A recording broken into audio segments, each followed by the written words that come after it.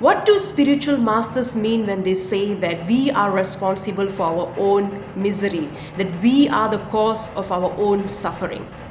Why do some people misinterpret this spiritual concept? If you are interested with this topic, stay tuned till the end of the video. Many people misunderstood this concept. When a spiritual master say that we are the cause of our own misery, they are not blaming us. They are not doing victim blaming or victim shaming. Okay? Only some people, some ignorant people, okay, who are interpreting these words through their limited beliefs are using this concept mindlessly and misleading others. Okay? True spiritual masters' intention is different. When they use this concept, their intention is different. Say, your problems might have been caused by someone else. The primary cause of your problem might be someone else. Okay? You might have been cheated or abused or mistreated by someone else. However, it's your mind's interpretation about those problems is causing you more misery. Is causing you more misery. Our mind loves to magnify everything. It loves to magnify all the problems than what it is.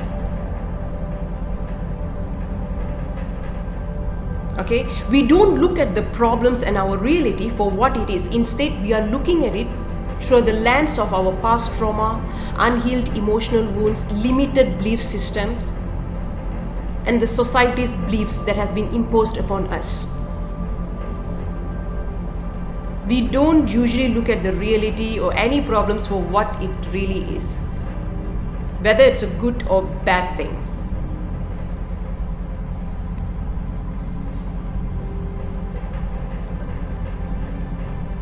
Okay? So, our mind will usually make the problem look bigger than it is.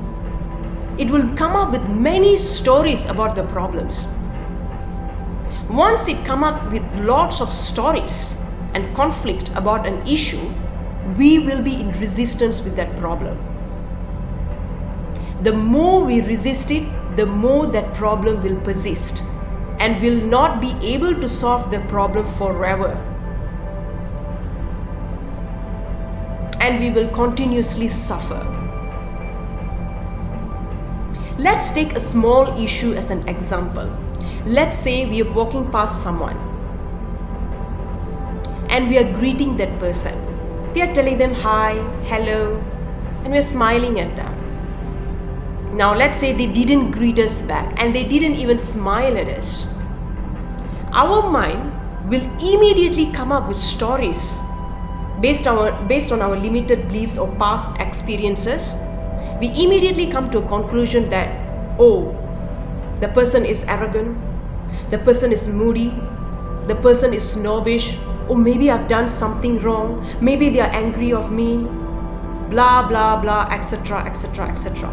In reality, they might be dreaming about something else or thinking about something else to the extent that they didn't even notice you. If a small issue related to a greeting can be magnified by our mind, imagine how our mind magnifies bigger problems.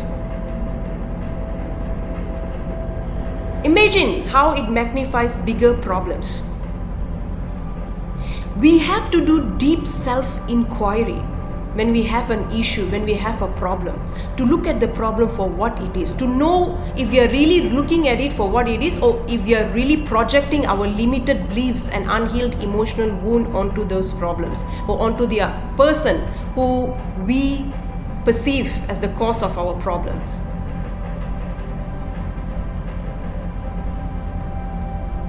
We need to do inner work. We need to heal our emotional wounds, limited beliefs, past traumas, and break our karmic patterns.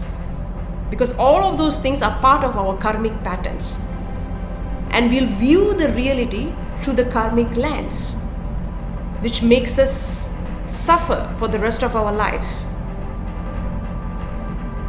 The problem the real incident would have caused us misery lesser than 15% or 20%. However, our mind's interpretation about those problems causes more than 80% of misery.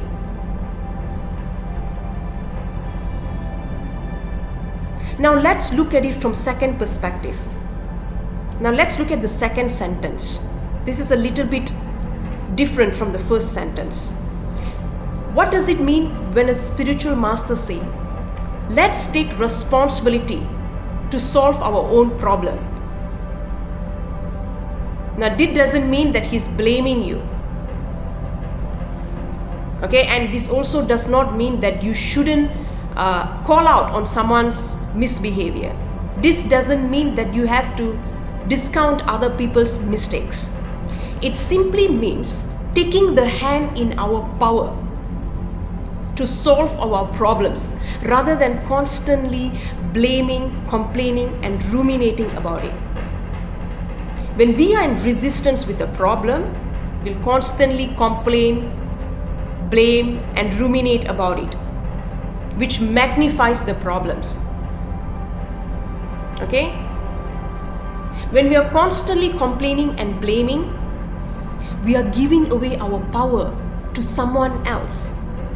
The state of our mind, okay, the state of our mind and emotions is in someone else's hand. We are giving away our power to the external situation, to another person. So when a master is telling us to take responsibility, he's actually asking us to take the power in our hand to solve our problem, to focus on the solution rather than the problem.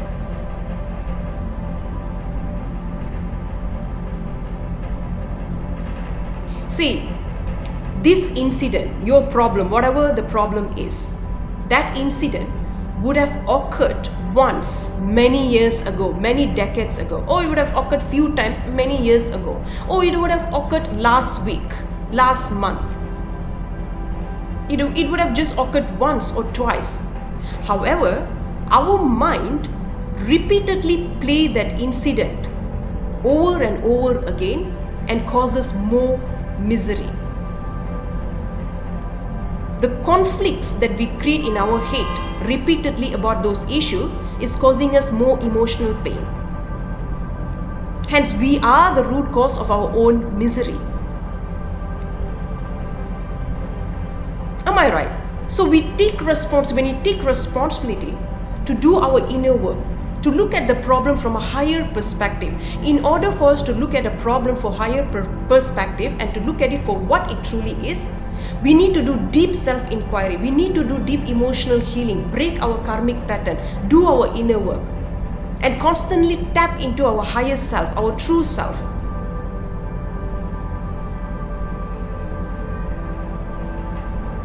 To be able to see the truth about an issue, the truth about our misery. Otherwise, we'll constantly complain, blame, and ruminate about a problem and be a victim for the rest of our life.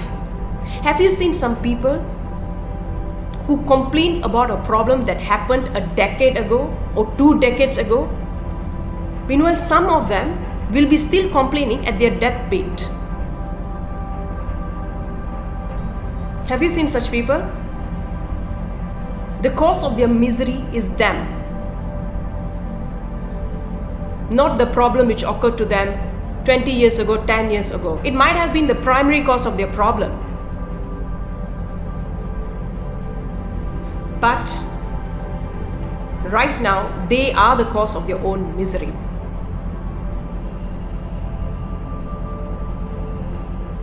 They are the cause of their own misery. They torture themselves repeatedly with that story that they create about that incident in their mind over and over again. Now, I am not asking you to surpass the victim stage. If somebody has done something bad to you, acknowledge Acknowledge that you are a victim. Call them out on their misbehavior. Okay? Acknowledge that you are the victim. Acknowledge that the other person is an abuser, is the perpetrator. Sometimes you can call them out on their behavior. Meanwhile, some other times you have to come up with other strategies to deal with that problems. Never surpass the victim stage. Never surpass the victim stage.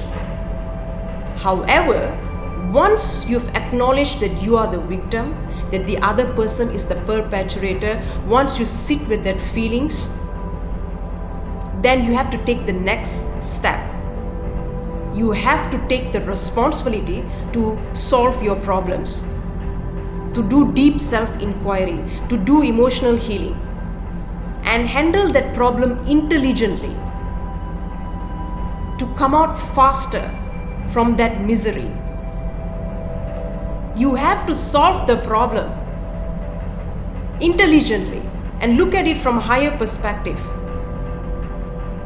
in order to come out of the misery as soon as possible.